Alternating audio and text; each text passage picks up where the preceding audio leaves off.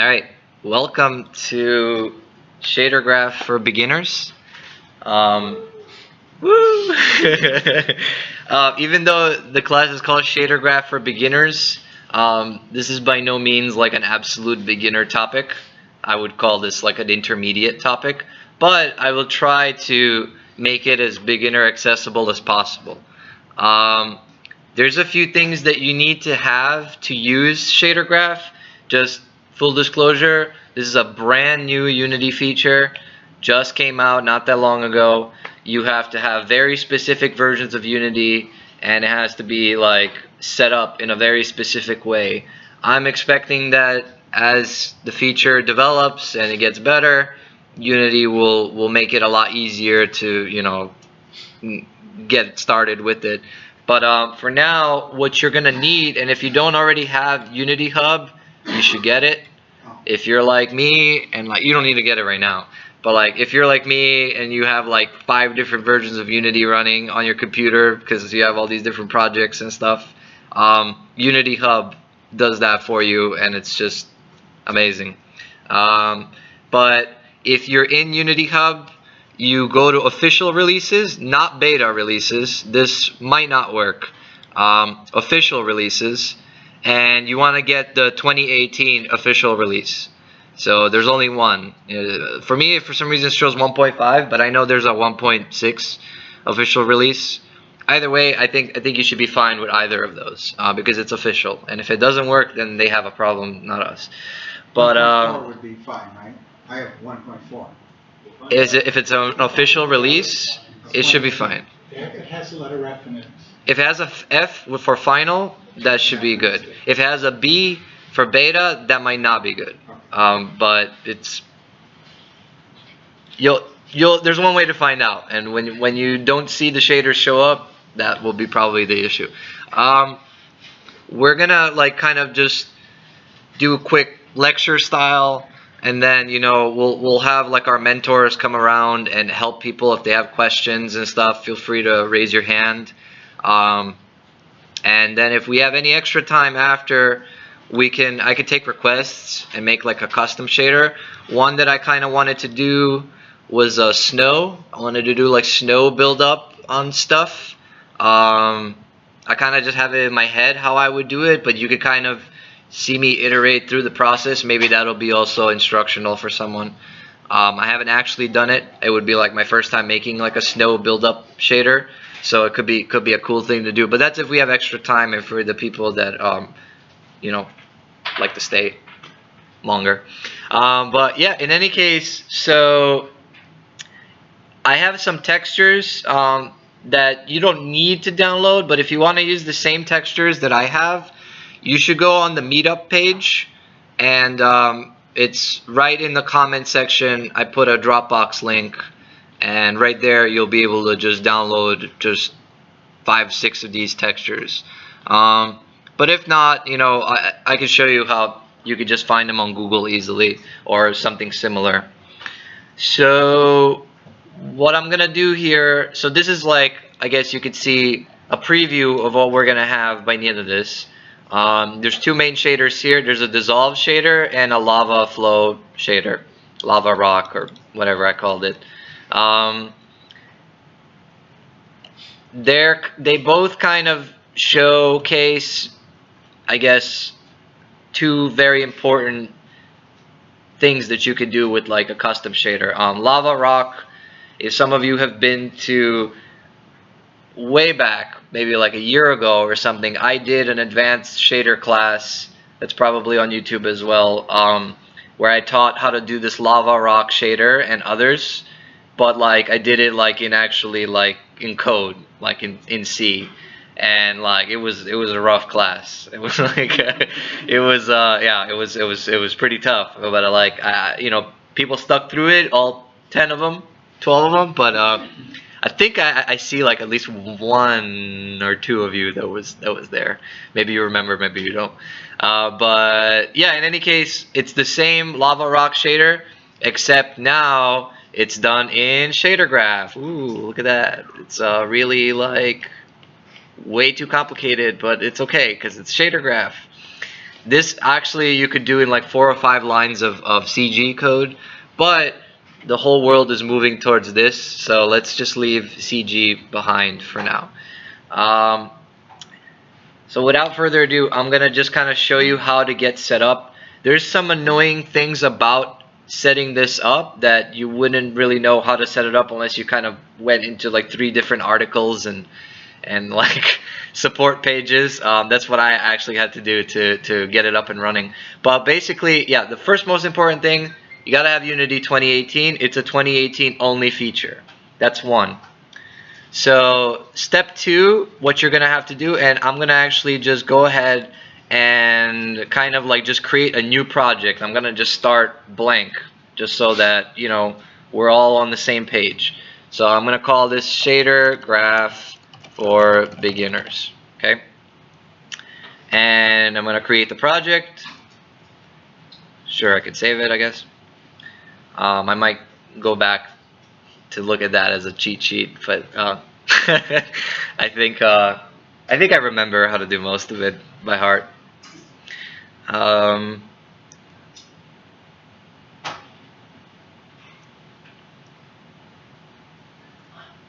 So while it's doing that, I'm gonna like pull this over to the side of my screen so I can just plop it in real easy. There we go, much nicer.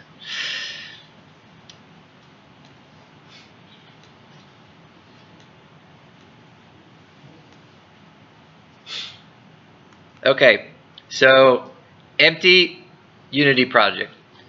Yours might look a little bit different. I have the Unity Plus, so I have the Darkula skin. But yeah, like if it's a gray or not, it's fine. I just switched to default over here just so we have the same layout, so everything's exactly the same as you have it. So the first thing that you're going to want to do is you're going to want to go up here to Window. And I may actually move that down a little bit. I just noticed that we're a little bit over the projector there. But yeah, you go to Window, and then you're going to go to Package Manager. And Package Manager is a new Unity feature that is going to basically allow you to kind of bring in some major Unity components. One of those being Shadergraph, and another one being the lightweight render pipeline. So what's lightweight render pipeline? If you're here for the Unity evangelist that was talking before, he kind of explained the lightweight and the HD render pipeline. But for our purposes today, you need to be using lightweight render pipeline to get Shadergraph to work. If you're not using this, if you're just using the standard Unity pipeline, it will not, like, all your Shadergraph materials will just be purple or pink. It'll just show up as an error. So you need the lightweight render pipeline. So again, you open up Window, Package Manager, and instead of in Project, you go to All, and you're going to scroll down to Lightweight right there, Lightweight Render Pipeline, and install it. So you're going to install that. It's going to do its thing. Import small assets, import big assets, compile scripts. Quick Okay. question. Yes. If you create with the lightweight render pipeline, you then take those figures and bring it to another project. So you can't use lightweight render pipeline, correct? So That's an important. yeah, like it's literally gonna break all of your materials and everything if you switch to lightweight render pipeline from the standard. No, but I'm talking about after you created your shader or whatever. Yeah. To move it to another project. You have to have lightweight or HD render pipeline running in that other project. Don't quote me on this, I'm not sure, but I believe for right now, Shadergraph is only for lightweight render pipeline and not for HD render pipeline. I read that somewhere, but like it might not be true. I think it should work for both. But today we're just gonna use lightweight render pipeline. So it's gonna take a little bit to do its thing, import it. So we're gonna wait. There we go. Alright, so I got lightweight render pipeline installed. Then I'm gonna go back to All again. And this time I'm gonna get Shadergraph, which is right there. preview. So everything's preview, everything's beta, everything's brand new. So I'm going to install that as well. Now Shadergraph installed super fast because it's not like as heavy as changing the whole render pipeline. So once we did that, I'm going to wait just a few moments for people to have that. I can close this out, don't need this. And I'm going to show you how to make like a Shadergraph material, a Shadergraph shader. But if you don't have this, you're going to know that something didn't import properly or your version of Unity isn't correct, right? So here's what you do. In project down here, you're going to right click, create, and you're going to go to shader, and you should have PBR graph, subgraph, and unlit graph right there. How many people don't have that? Does everyone have that?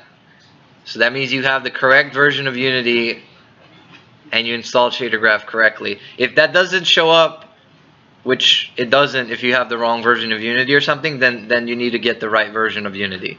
So if you have that, then you're all golden. So the one that we're going to start with is PBR graph, and PBR stands for physically based renderer. So we're going to do, again, right click, create, shader, PBR graph. And we're going to call this lava flow or something like that.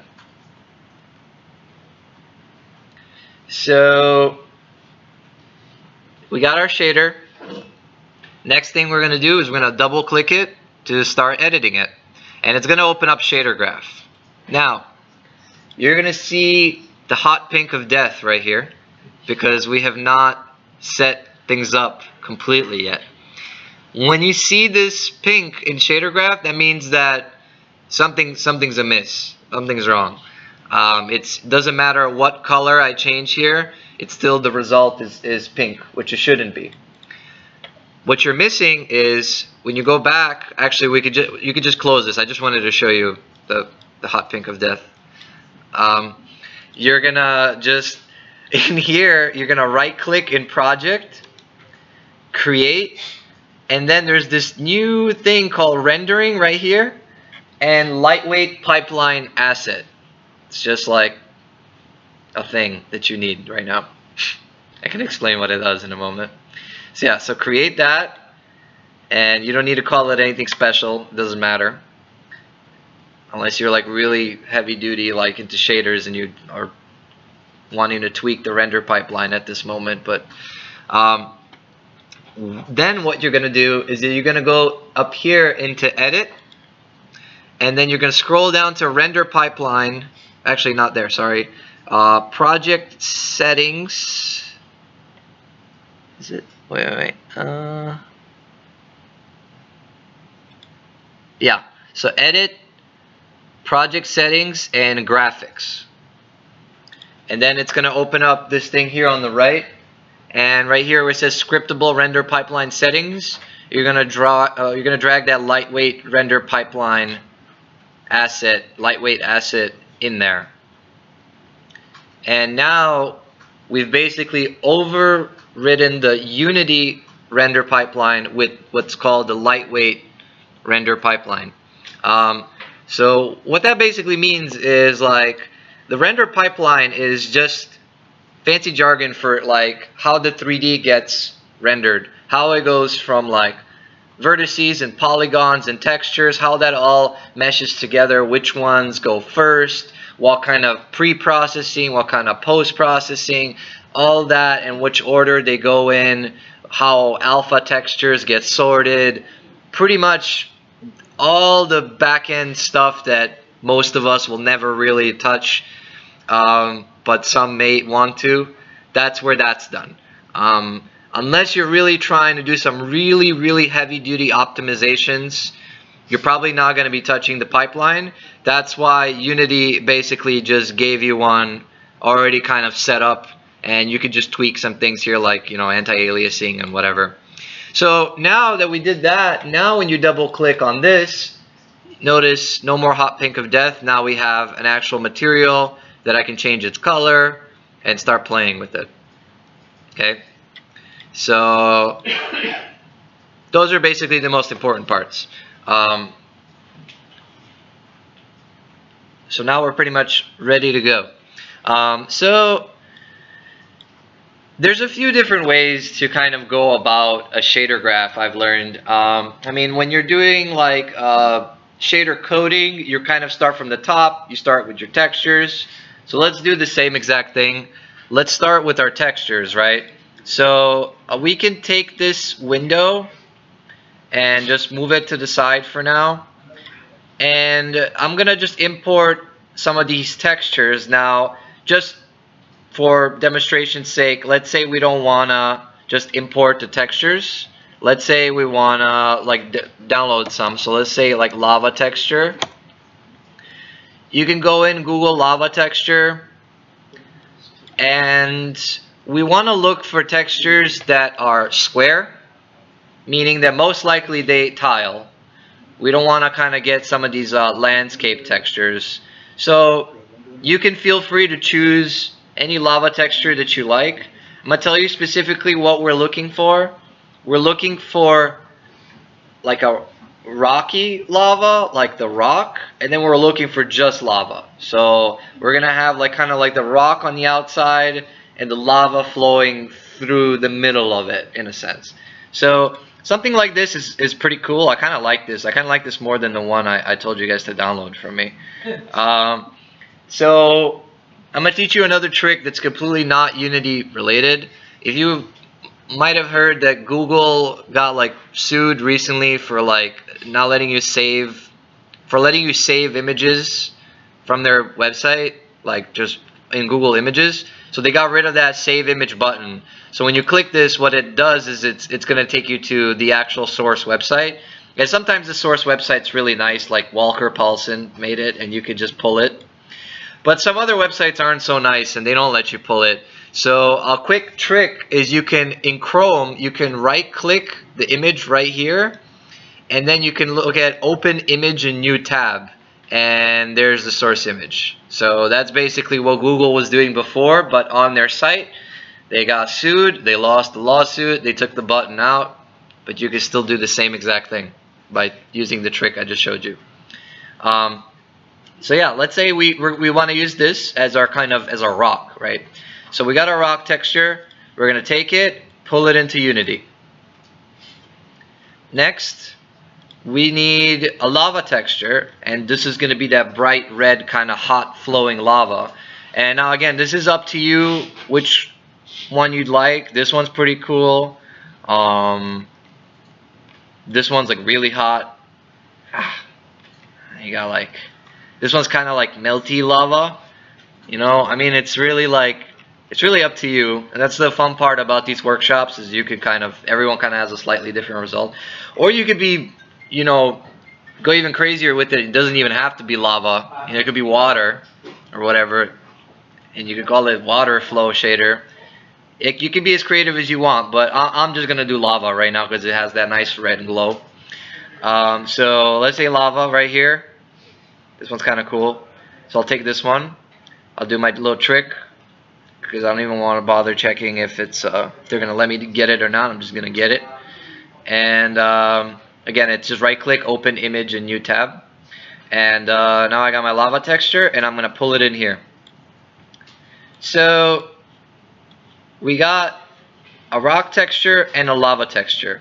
Now, this is the important thing.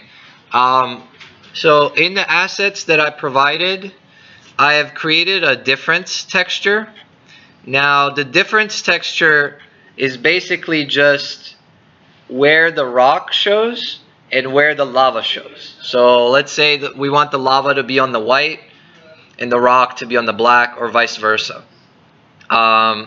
We need this difference texture, or in other words, you can call it the control texture. And I'll explain how that works in a moment.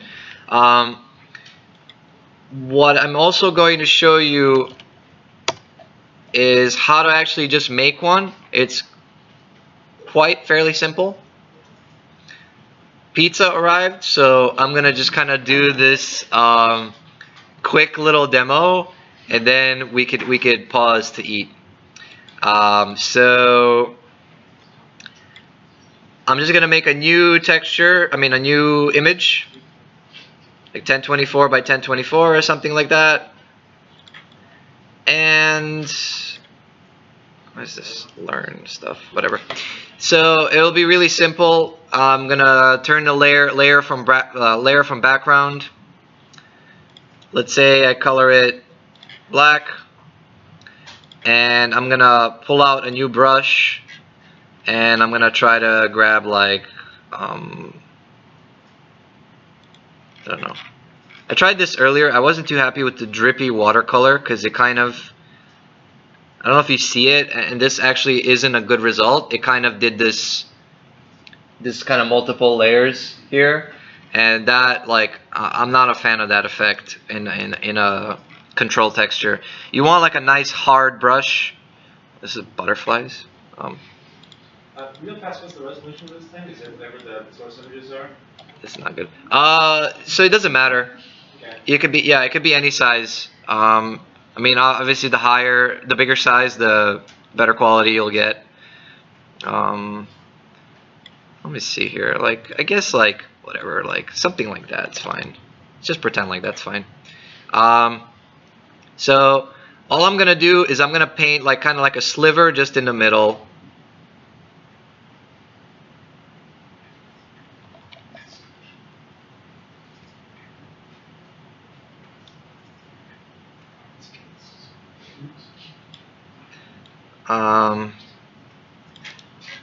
If you get like a more interesting brush, I guess what I would recommend to do in terms of a brush is to definitely get some sort of kind of coarseness on it. But again, like you know, you can do it any way you want. But you can imagine that this will be kind of the pattern of the rock blending with the lava. So let's just say we're happy with something like that. Okay. So the quickest way to make sure that this tiles is to just select half like this, copy, paste, transform, and pull down like that, and you got a perfectly tileable texture. There's other ways to do this, but we're not going to spend this much time on that. I'm going to take that, save it on the desktop, call it, you know, lava control texture or something like that. Doesn't even have to be a PNG. I don't know why I did that. Such a waste of space, but it's okay. And yeah, like, then I'll take it, pull it into my project, and I have all the assets that I need to make that lava flow shader. So, yep, we can take a break for pizza. All right, so we're gonna get back at it. Yeah, this is like my little cheat sheet right here, in case I forget some things. But I think on the dissolve shader, I'm gonna need to use the cheat sheet a little bit because that one has some specific things that I might not remember. But the lava flow one is pretty simple, so that's why we're starting with that one first. So the last thing we did was we imported our two lava textures, and I mean our rock lava and our lava and our lava control texture. You can use the textures you downloaded from Google or the assets that are up on the meetup page. So as I mentioned before, there's pretty much a bunch of different ways you could start a shader graph. You're kind of free. You can scroll in and out, and you can hold the middle mouse button, which is like the mouse wheel, to pan around. If you do not have a mouse, you can also just zoom in and out with the touchpad, and you scroll your mouse over to another area and zoom into that area, and it's kind of I found Alt also works. What? Alt. That also works. So there's multiple ways you can pan around here, but I'm using a mouse, so I'm just gonna middle mouse button.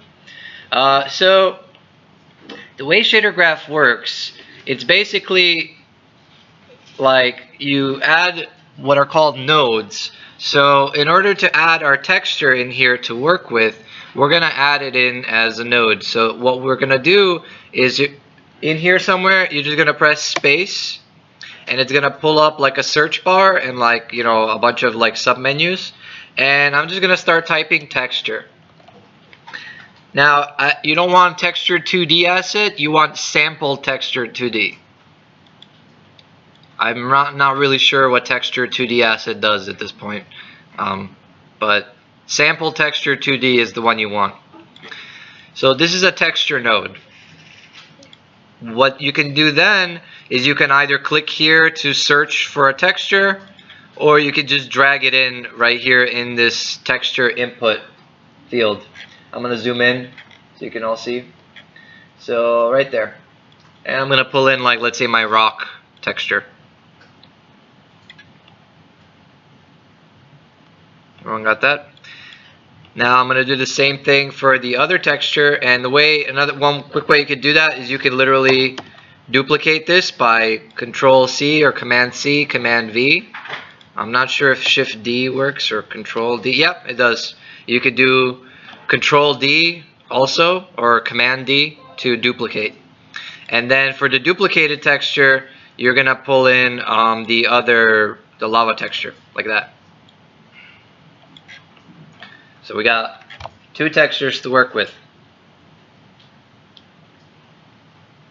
When I pull it in, it just flies back. It doesn't. You pull it You have to pull it into this very specific slot. If pulling in doesn't work, you can also click this little. I didn't pull it in this specific slot. You're right. Yeah. Sometimes pulling in is not so convenient. You can also just always click this and just find your texture. Right.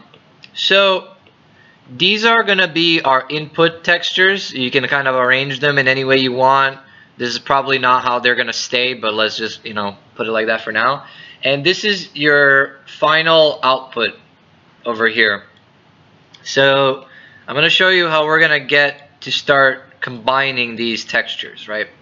So now let's import our last texture, which is our control texture, by just, you know, duplicating this again.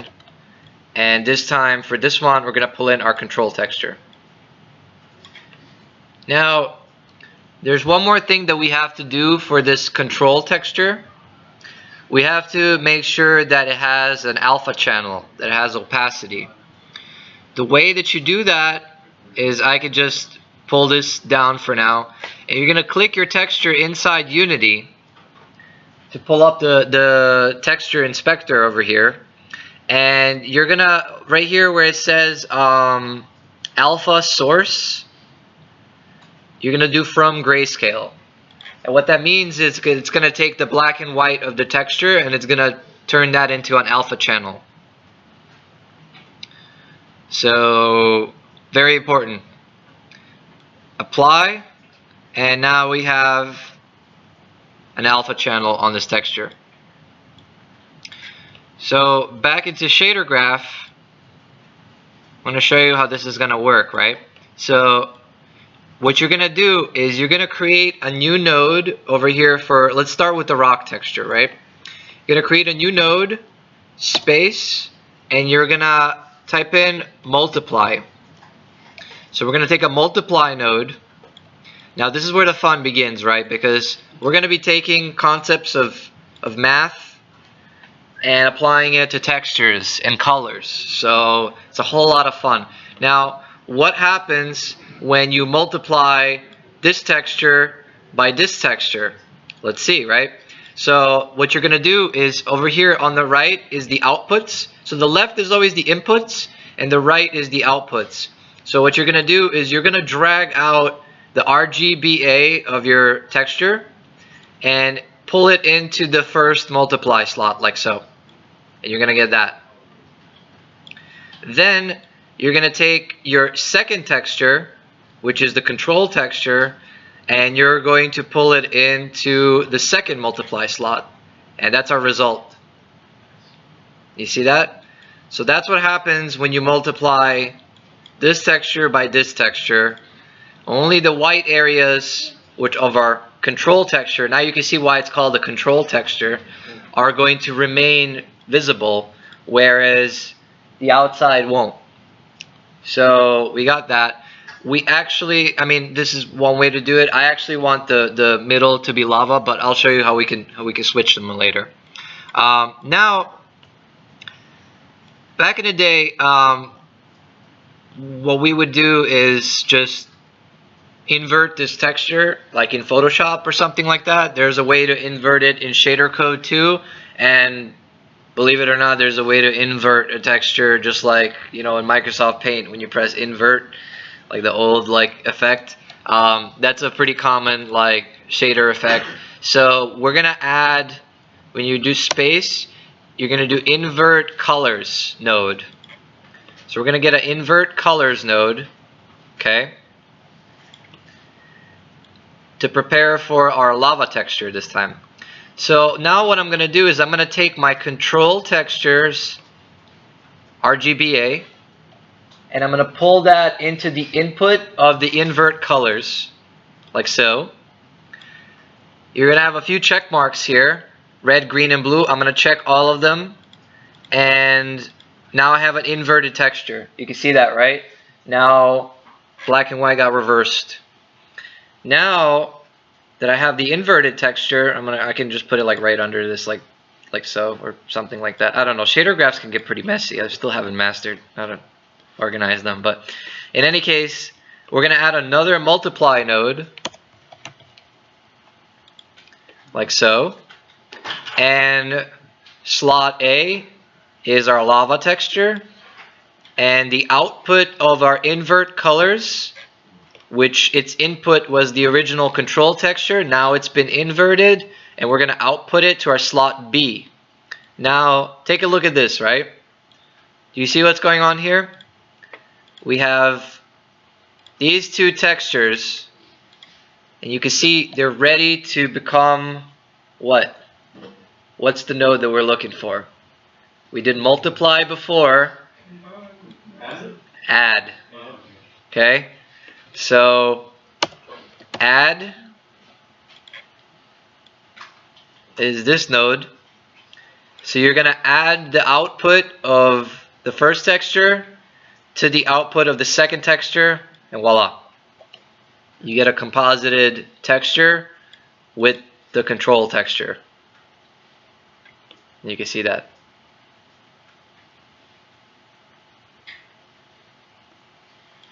So I actually, like I said earlier, like I want the lava to be on the shorter end and the rock to be on the wider end. So I'm actually going to reverse this. Now this is going to get a little messy, so try to follow along here. So this texture, let me see here. So I'm multiplying the output of this one instead. Oops. The output of the inverted texture to the rock, and I'm gonna multiply the regular texture to the lava. So that might like have done a little brain tease right now, and you see how everything just got like intertwined there. But I don't know how to arrange this. It's really messy no matter how you look at it. Let's see here. I think nope. It's still just as bad. Yeah, let's just say that's how it is. But it's good practice, because this is Shadergraph. This is what you're going to be doing. This is probably one of the simpler shaders. So a lot of this mastering of this feature will be finding your way around this web of nodes. So now we got the effect that I'm looking for here. Then the last thing to get the output is we take the output over here of our add node and we pull it into the albedo, and there's our material. So where does the material get saved? So good question. So it doesn't. You're actually editing the shader, not the material. So what you're going to do then is you're going to click here, save asset. Right here in the top left, there's a little save asset button. You're going to save that asset, and you could like close this if you want, or just pull it down like this. So you've created the lava flow shader. In order to make it a material, you're gonna right click, create in project, right click, create material, call it lava flow or whatever you want to call it. And then up here, instead of the standard shader, you're gonna select shader and you're gonna go to graphs, and lava flow is right there, the shader we just made. And there's our material. Then you can go to game object, 3D object, sphere in your scene and pull your new material to the sphere. And there it is. What we just made. Right? So now let's make this better. Okay? So before we kind of go a little bit deeper into the shader graph features, I want to just kind of revisit what we did in the last Unity meetup. Was we did a little bit of post-processing.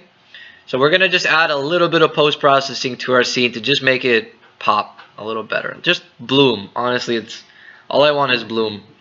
So I'm just going to save the scene that we have so far. Just Control S or Command S.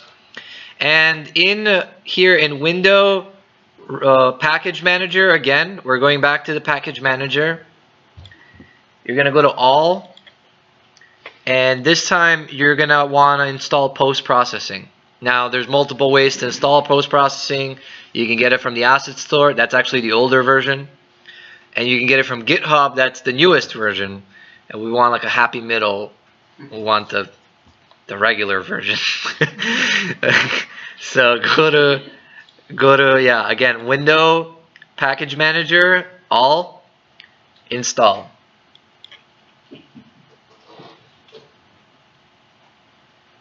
And we got post-processing. Yeah, make sure it's post-processing is installed. It's very quick. Again, it's nothing compared to the changing the whole render pipeline.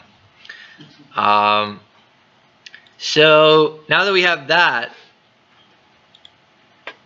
we got to do a couple of things to set our scene up for post-processing. So, and I'm going to do this super quick. You're going to see how easy it is. You're going to click your main camera. Then you're going to go to Add Component right here. You're going to start typing post, as in post-processing. You're going to do post-process layer. Boom, like that. Then under layer, where it says nothing, you're going to select post-processing as the layer. Don't do everything, okay? Unity tells you there, do not use everything, and do not use default as a layer mask. Don't do it. You can do it. It honestly won't make a difference. It'll work too. But I'm going to show you the proper way to do it is post-processing is the layer. And anti-aliasing, this is important. We don't want any jaggies in our scene. You're going to select fast approximate anti-aliasing, FXAA, to just give a little bit of smoother edges. You'll definitely notice that on the lower end screens. Now that we have that, we're going to go over here to game object. I know there's another way to do this, but I'm just going to do create empty. I'm going to call it post or whatever. You don't need to call it anything. It could just be an empty game object. And then add component. And this time post process volume. That's it. You do is global. You check it because I'm not going to have a bunch of these. I'll just have one. And then the last thing we have to do is create a new post-processing profile, which we can do just by clicking new right here. And I click new, and there it is. And I can click that post-process profile right here, and it's going to take me to where I put it. It's right here. I'm going to open my post-processing profile, and I'm going to go into add effect. And the effect that I want is bloom. I'm going to click bloom. And then here I'm going to create all. So I want all the bloom. And I want the intensity up. And the threshold slightly down. Just a little bit. Nothing too crazy. And then the last thing in your... I think that's pretty much it actually. Oh yeah, sorry. It's not showing up yet. Yeah, the post. So the object that has your post-processing volume. It's layer. has to be post-processing. If you had it set to everything before, then it would have just already worked. And I don't know if you could tell the difference, but we got bloom. You see that? Yes? Sorry, this might be a really basic question. Is this the same as the post-processing stack that was in Unity? Absolutely the same, but it's version 2. It's version 2. Okay. So Yes. that's how it works now. Okay. Yep. So there's a few extra steps, right? Like, Yeah. but there's a reason for it. And the reason being is that they have this whole new Cinemachine, and it basically allows you to have multiple post-processings for multiple areas. So if you have like a character that goes through multiple areas, like in the sunlight and in like, you know, the water or something like that, the post-processing blends between them. Okay, because I used to attach that to the main camera. Exactly, yeah. It's basically the same thing, except it's a more advanced version of that. They still have that. It's on the asset store. It does it for today's lesson. You could honestly use that one. It would make no difference. It would be the same. But might as well just show you how it's done for the new stuff. So we're just gonna make it very bloomy. You know, it doesn't have to be that bloomy, but you know, just a little bit. Get a little bit of that Unreal feel, just a little tease. You know, we're not using Unreal Engine, we're using Unity, but we got Bloom, right guys? Right guys? Got Bloom. So we got Bloom going. Now I can start making some shiny lava, you know? So I can bring my Shadergraph back up, and we're gonna do a couple of things here. So the first thing that we want to do is I want to just make the lava in the middle glow. So the way that I'm going to do that is I'm going to take the output of just my lava and I'm going to pull it into the emission. And I'm going to get that result. You see that? Glowing. Without, it's shadowed. Lava isn't shadowed. Just letting you know. It glows. It literally, you cannot like cast a shadow on it if it's like glowing like that. You kind of can, but not like this. So that's why it looks fake here. But if you make it have emission, it's like that. So that's step number 1. So now say we want to like, now I'm going to get into another part of the Shadergraph stuff that's pretty cool. Let's say we want to like tweak how much glow we actually want, right? Maybe we don't want that much glow, maybe we want more glow. So what you're going to do then is you're going to create another node and you're going to call it multiply again. And the output of this, I'm actually going to delete this emission over here, and I'm going to take the multiply in here and then take the output of the multiply and put it in emission. Now it's double multiplied. Now we want to control how much. Now obviously you could just type the values in here inside Shadergraph, but that might not be, that might not be like a way that you like to work. You don't want to go into Shadergraph every time you want to tweak the glow. So what we're going to do is a very familiar Unity feature is we're going to expose this to the inspector. And the way that you do that is you're going to, again, go space. And this time you're going to create a vector 1, which is basically just a float. So you're going to create a float, and you're going to take the output of that float into the B of the multiply. And right now it's 0. And you know, you can make this 1. And we just have the same thing we had before, or you could do 1.5, slightly more, 2, 10, you know, whatever.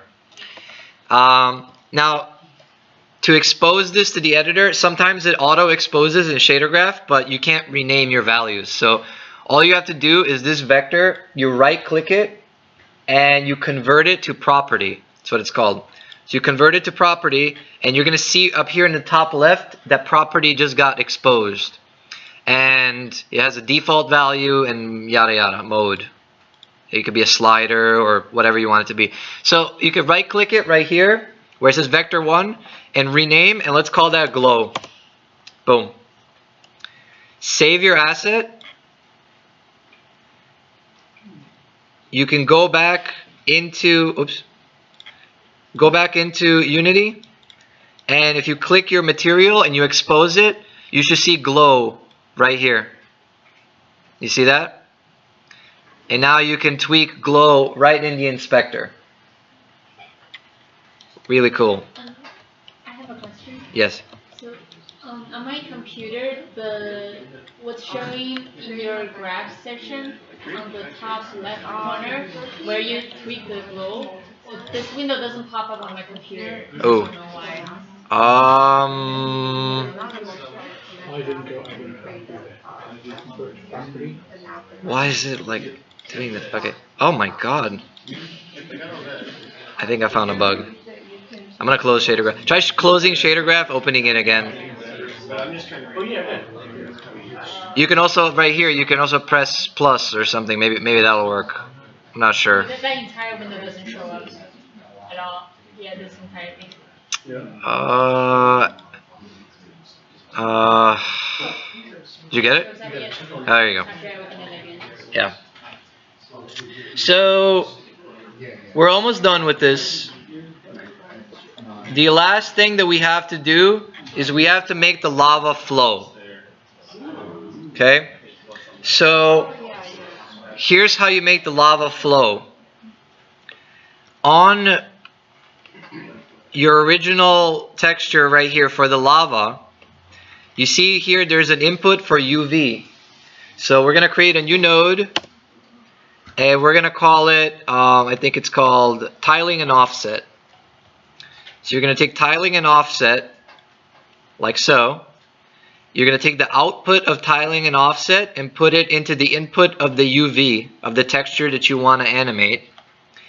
And then the offset, right here, you notice it has an X and a Y because the texture has X and Y offset. We're probably only going to want to offset in Y, but nonetheless, you still have to create a vector 2 input. So here's your vector 2. Now the output of vector 2 goes to the input of offset, like so. And now you have X and Y here as individual. And now you're going to create, can anyone guess what the node is called? Something animated? Huh? Time. It's the fourth. Yeah, there you go. Yeah. Time. So you create time. Ooh. And yeah, so and then all you do is you link time into Y. And there you go. I guess my texture doesn't tile as good as I thought it does. I got bamboozled, guys. Say let me remember how I actually made it slower.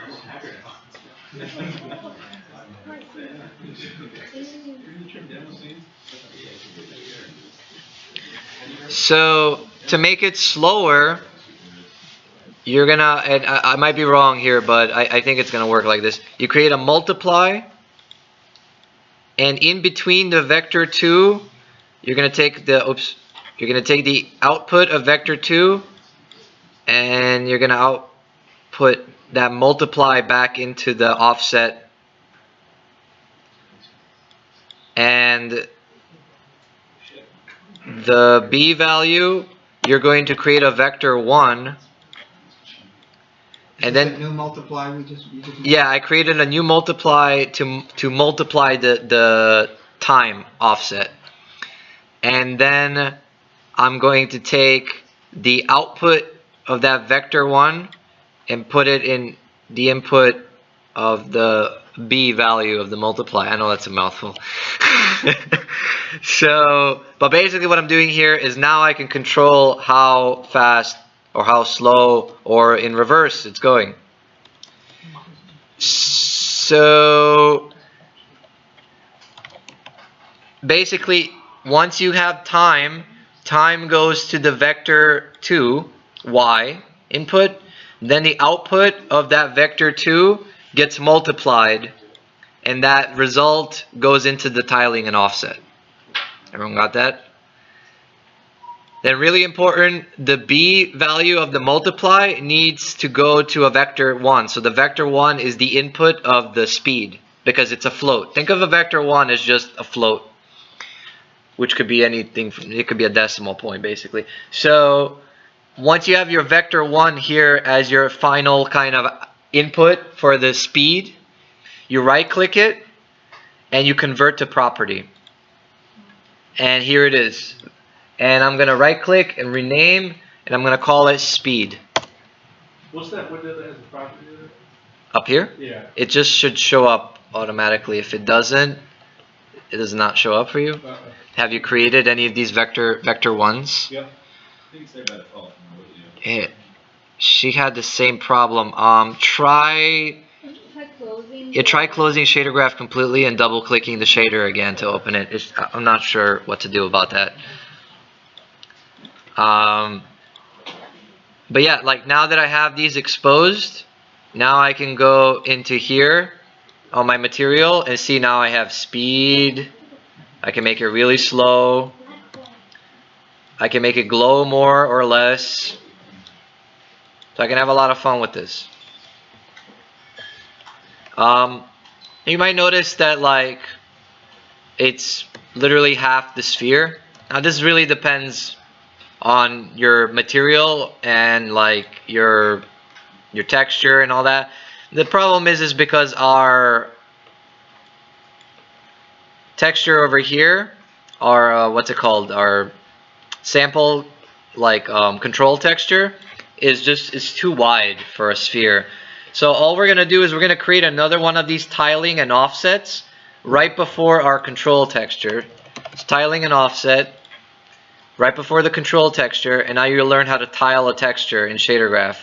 You just do output right here into the UV of the control texture, and then here you can set the tiling like so and make it tile 2 in X.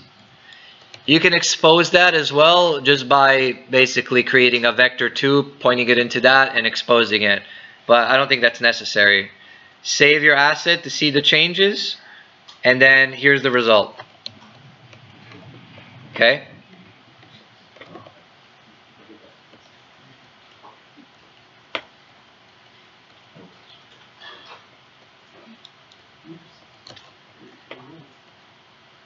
So if you wanted to really make this perfect, even these things here should glow.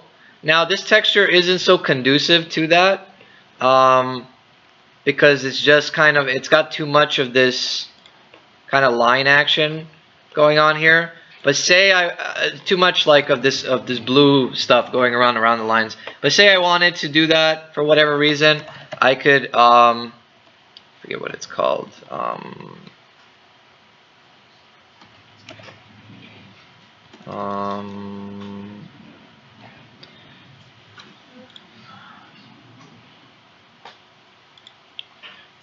Yeah, there's like contrast, I guess white balance. If I output the white balance in the in here, no, there's tint, temperature, that's not quite it. I think there's contrast, but it's not really, it's not going to be as good as like taking it into, no, not constant, contrast, as Photoshop and just extracting only the lava lines and making everything else black, and then you get just the lava lines as the emission. But say we did want to just use something in here, yeah, that's not quite the effect that I'm going for. See, it's just gonna make things really bright. But say for whatever reason you did want to do that, you go here, you pull your texture, you go into levels, and you do something like that. You just pull the levels like that, see? That's all you have to do. So again, like if you just want to know how to do that in Photoshop, super easy. You go to Image, Adjustments, Levels, and you pull this slider, the middle slider, towards the right. I don't know why it does that, but it's amazing. And then yeah, you could just call this, you know, whatever that was called, underscore glow or something like that, underslash. And then, yep, what's the question? So in my scene mode, the animation stops happening, and except when I change values in the inspector. Have you seen that before? It should be going all the time. Yep. Maybe your time is set to 0, or your speed is set to 0. Did you save asset? Did you save When I asset? hit play mode, it works. Just in the editor, for some reason, to like save drop calls or something, maybe it's. Was it doing it before, or was it never doing I it? made a shit ton of calls, so maybe that's why. I'm not sure. Yep, I got a little audience here. Back it up. Yeah, I'm really not sure. I feel like I've had something similar happen, but yeah, I don't know. It's 2018, so. I'm just grabbing it. So yeah, just if you just want to see how you make those things glow, I feel like I shouldn't leave y'all hanging, because my example had that. Yeah, but we're just having fun. So, and then these two, I'm going to add them together. So instead of taking this here, whoops, I'm gonna take it to add, and I'm gonna take this, add it to this, and then that's my new emission. And see, now the veins of this rock are also glowing. You see that? Much better.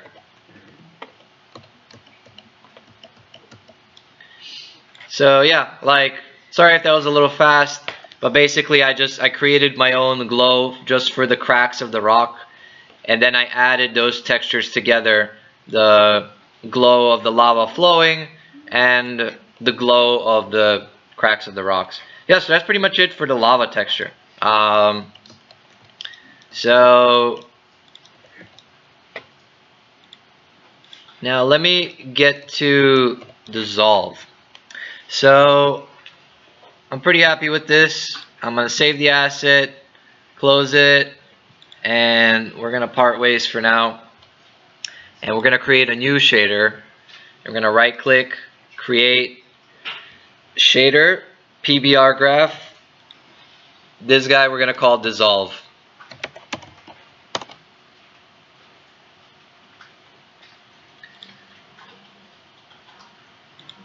Double click on dissolve,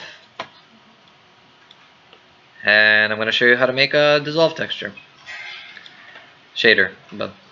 So for this one, I'm going to show you how you can actually use textures to make the dissolve like a really interesting pattern. It's actually pretty cool.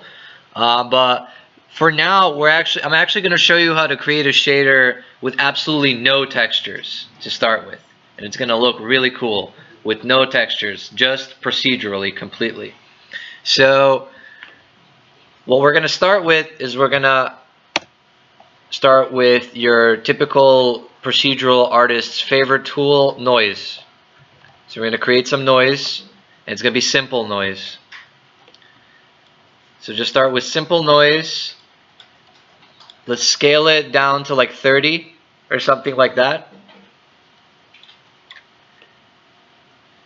And then I just want to show you what this looks like.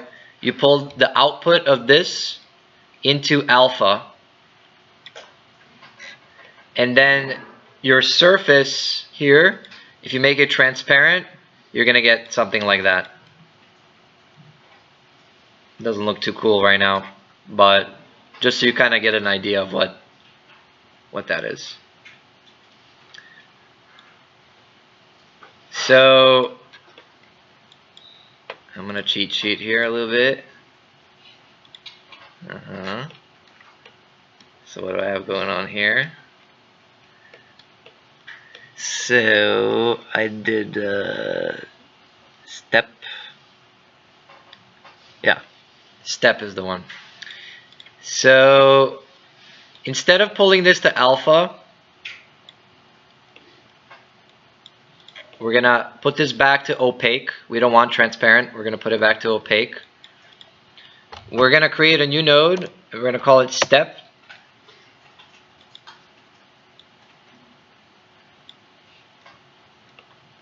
And then we're going to take the output of the simple noise, pull it into edge.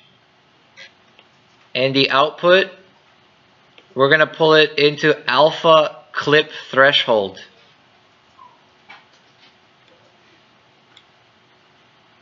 Sorry, what does that step now do? So step, you can see what it does here basically. It, like, if you say the threshold of the step is something like 0.5, it'll take all the colors that are above that and just monocolor them like that. So you can see as you're going through the step, it's giving us that kind of dissolve look that we're going for. So is that called cutoff somewhere else? Hmm? That maybe called cutoff. Yeah, so we're going to be using basically cutout, and that's what happens when you put it into alpha clip threshold. Oh, just change the integer value.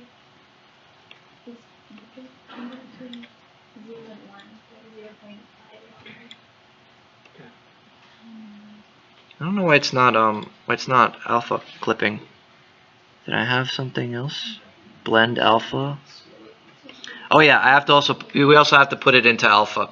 Forgot. So this step goes into alpha clip threshold, and the noise itself goes into alpha. Like that.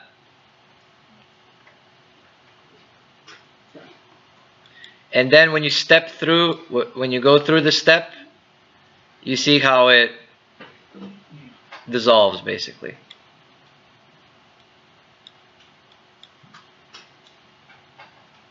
Okay. So now next thing we're going to do is we want to kind of make a nice colored edge as well, because this dissolve, although it already does look kind of cool, we want it to kind of have a nice burn-in kind of look around the dissolve. Now, this is actually an interesting trick. I did not invent this dissolve shader graph test. That's why I'm kind of checking the reference. I'm more of the on the lava side. This is following basically a tutorial that I learned online. This guy did a pretty brilliant way of doing this. So it's actually really interesting. So if you take this step and you add to it just a little bit, you get a slightly bigger step, and then that gives you the edge basically. So if you just take step and you do add, and then you take the output of the step, if I remember correctly how it was done, and then over here where the second value of the add is, let's do something like 0.05 or something like that. Just a tiny bit. I believe that's how it's done. And then this we pull into emission. Nope, sorry. That was wrong. It's So you add to the input. Well, you do when but we didn't get to the time part yet. Oh, sorry. Yeah. I think I saw the same. Yeah, you probably did. It's in the we create another step.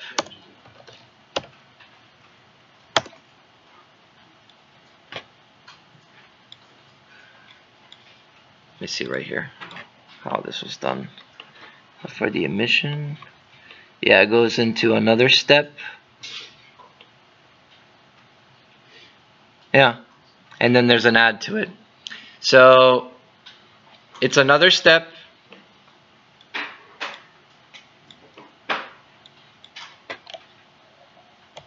And we're gonna do an add. And we'll put in the time. This makes more sense with the time. But basically, same here. Simple noise to the edge. And the output of that goes to emission. If we just, for all intents and purposes, make the step the same amount as our bottom step, because when we're doing time will be the same across both of the steps.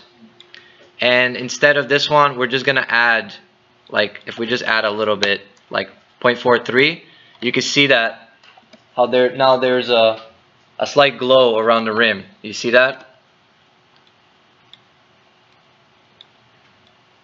So basically the second step is for the outer edge. The first step is just for the clipping. So the second step goes to emission, the first step goes to the clipping. Now let's see how this actually works in practice, right? So I'm just gonna put this away for a second. Oops, this guy's so big now. So back to our first step, we're gonna create another time. This time though, this time we're not going to just use time, we're going to use sine time. And sine time is almost just kind of like a built-in ping pong time value that just kind of goes from 0 to 1 on like a sine wave. I haven't had too much luck with making, so basically you take that sine time and you put it into the input of your dissolve step. Just to kind of make this a little cleaner, just delete the emission connection right now, just so you can see the dissolve happen by itself on time, like so. So you should see something like that. So your step that goes to the alpha clip threshold, the input, instead of you moving it like yourself, you put in sine time into that.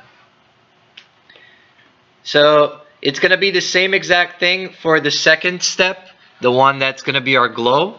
But instead, right before that, we're going to do an add. So sine time goes to the A of add. And then you're just going to add a little bit, like 0.03, something like that. And then the output of that goes into this second step that we had prepared for our dissolve. And you can see they almost look identical, except that this one is slightly ahead of the other one, just by whatever amount that you put there. And then the output of that goes into emission. And there it is. So this is a really simple shader. As you can see, we didn't use any textures to achieve this effect. And what I want to do before we kind of call this a procedural material and we're happy with it, I want to expose the thickness of the line. So in this add right here, I'm going to create a vector 1. Like so. Output and put it into the B of the add. And then I'm going to right click this vector 1 and I'm going to convert to property. And now I have it over here. I'm going to call it, edge thickness.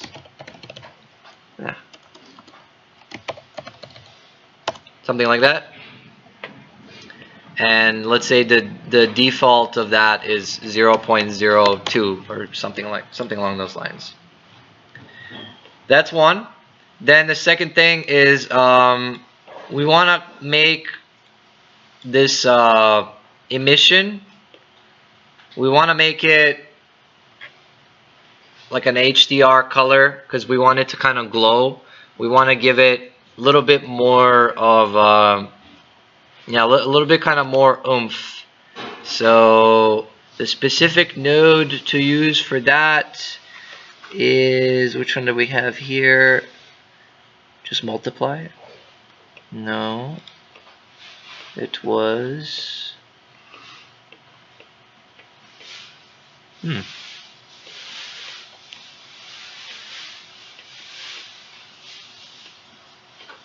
I guess we just did multiply, but... Oh, right here, color property. It's really tiny. So you go and you're going to create color. I think it's just called color. Yeah. So you create a color node. so we can also change the color of our edge. So over here you're going to do HDR, and you're going to create a multiply node. So you're going to take the output of your edge step, make it like A, for example, and the output, let's change our HDR color to I don't know, kind of like that, like a light blue-ish or something like that. And then the output of the color into the B of the multiplier, which is going to give us something like that. And then that final result we're going to put into emission. So now our emission kind of has that blue glow. Now this value we should also expose to the inspector so that we can change the color of our edge from Unity whenever we want to. And that's as simple as just the other stuff. You right click it, convert to property, and there it is. It's already called color, but you could rename it to edge color if you want to be really specific. And you can save the asset, and that's pretty much it for this material. So then you can go into Unity. Let's create another sphere.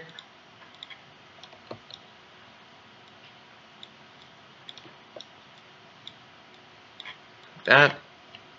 And we're going to create another material. Create material. And we're going to call this dissolve. And then over here in shader, you're going to select graphs and your dissolve shader this time. And then pull that onto your new sphere, and there it is. Now you can see here on your material, you can tweak the color.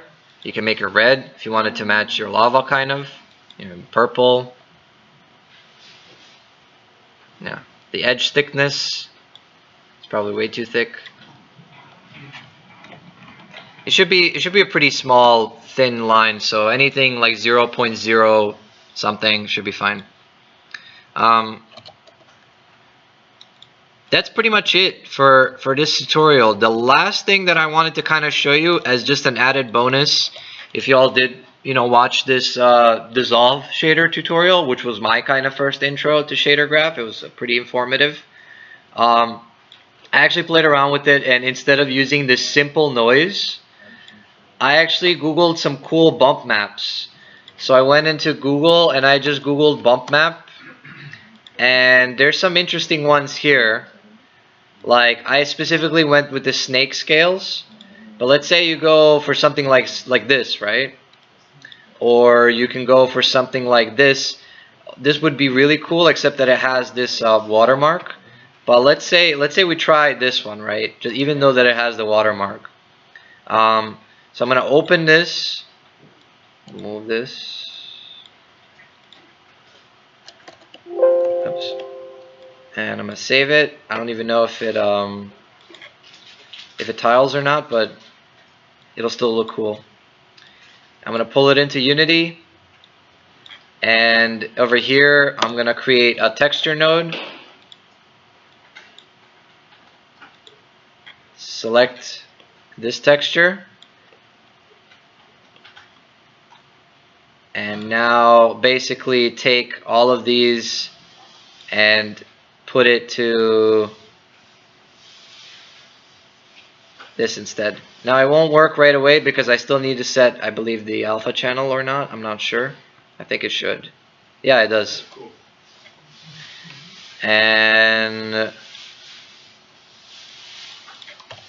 there's the effect. So you can see you can do a lot of really cool stuff with this. You can tile it. If we do the same thing, we go to tiling and offset. We pull that as the input of the UV. Let's say we tile it 2 by 2 or something like that. We make it a little bit more. You can have a lot of fun with this.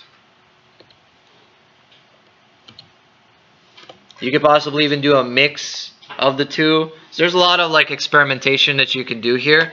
But the trick is with these textures is the gradient is where the flow of the alpha transparency is going to go. So if you have another one like the lizard scale, for example, that I have, like this one, you're going to see that this one kind of like wipes up or down. Depends on which way your time is flowing. So if I just have the lizard scale here instead, oh, that's the same one. The lizard scale's right here. So if I have the lizard scale instead and pull that in, and I don't need to tile it because it's already kind of small, you can see the lizard scale looks like that.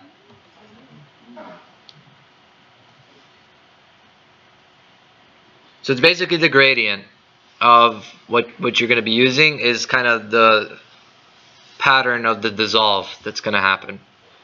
Can we use animated sequences as textures? Like, that's a good question. I don't see why you wouldn't be able to do it, but you might need to do some scripting for that. Like if you expose the texture, you should be able to do that if you're just switching it out in code.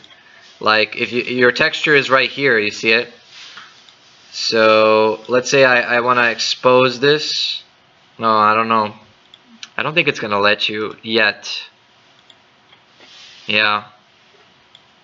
Seems like it won't let me change it from here. You can make a texture node, right? Yeah, it is a texture node. You mean just a regular texture node? Yeah, maybe. I think you might be right. Yeah, technically that does work. And then you expose this. Yeah, you can expose this. And save asset. Yeah, so it's right here. So yeah, you technically could do it in code. Since you expose it right here, you're just gonna need to like let me actually see for fun. Dissolve, I'm gonna call it.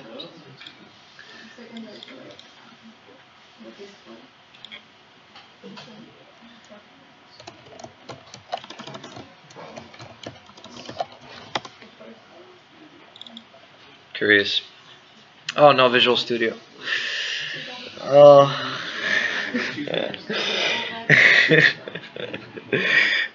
Why do you do this to me?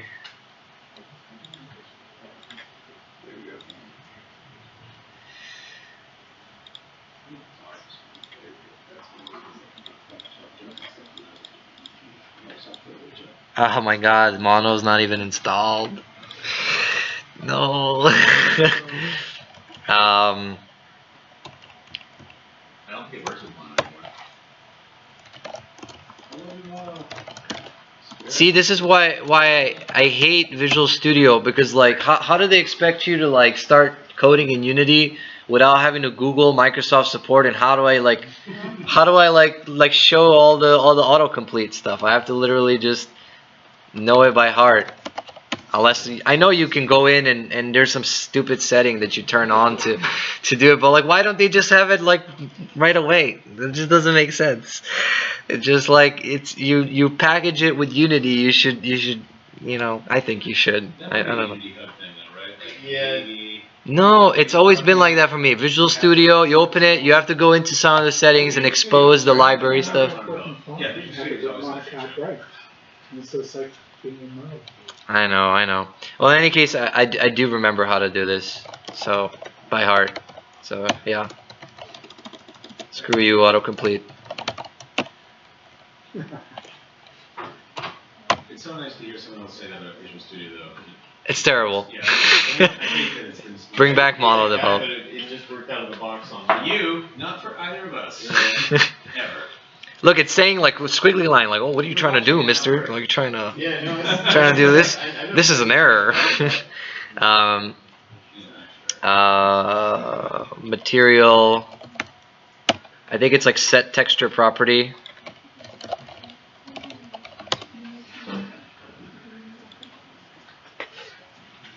It's like yeah, it's like set texture, and then the name of the texture, I think it's just called dissolve. And then over here I'm gonna do like public texture 2D text 1, public texture 2D text 2, and let me just see if this is gonna work, and if it does, then I'll do something with it.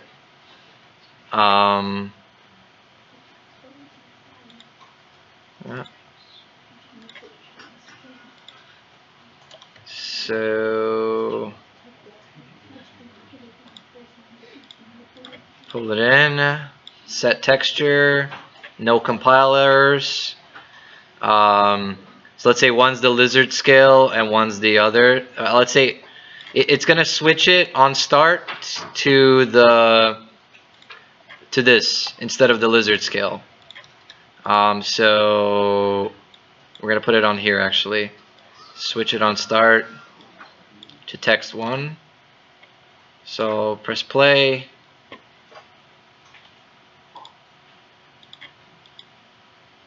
No? Missing component exception. There is no renderer attached. Oh, why not? Why isn't there a renderer attached to? Does it need mesh renderer now? No way. Yeah. No way. Yep. Really? Dot renderer gets whatever the renderer is, but you can't do get component renderer. It's always been like that. Maybe. There's no mesh renderer either. There's no such thing. It's always get component renderer. Try just dot renderer. I did.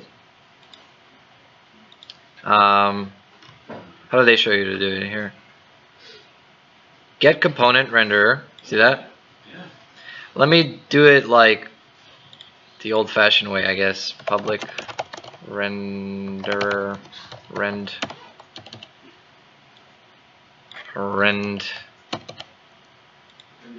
rend it, and then I'm gonna drag it into myself.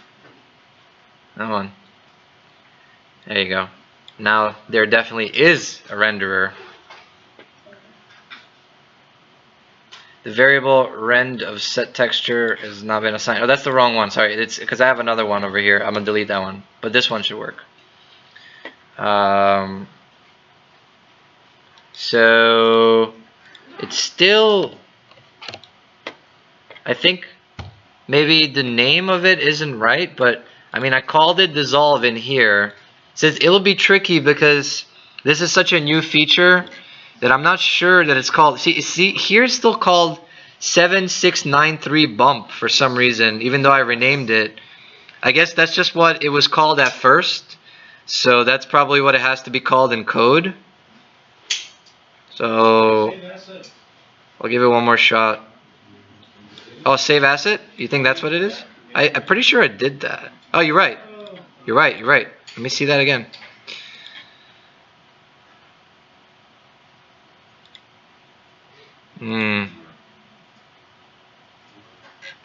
Yeah. I'm not sure.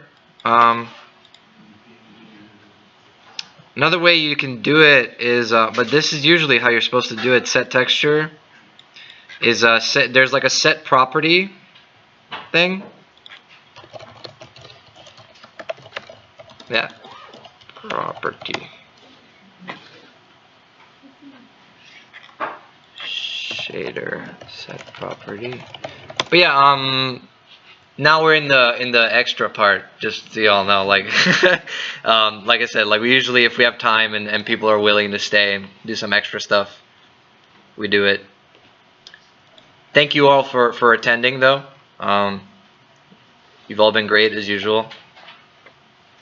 Yeah, it's usually just supposed to be set texture like that, but it's not doing it for some reason. I'm just thinking it's this new render pipeline stuff. It might be hard to do some of that fancy stuff until they start exposing some of that stuff. But that was fun to try. Maybe there's still a better way to do it. But sure if you had 15 minutes to like try this set texture stuff, you would have gotten it. Maybe. I just don't think it works. I think that was it. That was the test. But I might be wrong again. So. My editor crashed probably 100 times. Oof. Are you on the very latest version? Not even. I'm like 2018.1.5 F. Make sure you're not in a beta. Right, that's probably what it was. Is it a B at the end? That was it. 1.5 F5. Yeah, I'm not sure. It was, like, just had a lot of graphical errors. Did you do the whole setup, the render pipeline setup and all that stuff? Yeah, no, it was just literally just dragging windows around and opening, closing, and docking stuff. Keep crashing. What kind of graphics card are you running? It's fine. I'm just curious. I forget. It's like, don't insult my graphics card. I think it's a 1060. Maybe it's a driver issue. Reinstall drivers. Sometimes it happens to me. Like I've not even been able to open Unity sometimes without reinstalling the drivers. Things get corrupted sometimes, especially if you're installing and uninstalling things a lot. Like I know installing and uninstalling Oculus, for example, sometimes will just mess everything up. Yeah, and stuff like Reinstall the drivers. Yeah, the NVIDIA drivers. Yeah, just let it just delete and just re-put them again, and yeah, it's like a nice oil change, you know, like every now and then.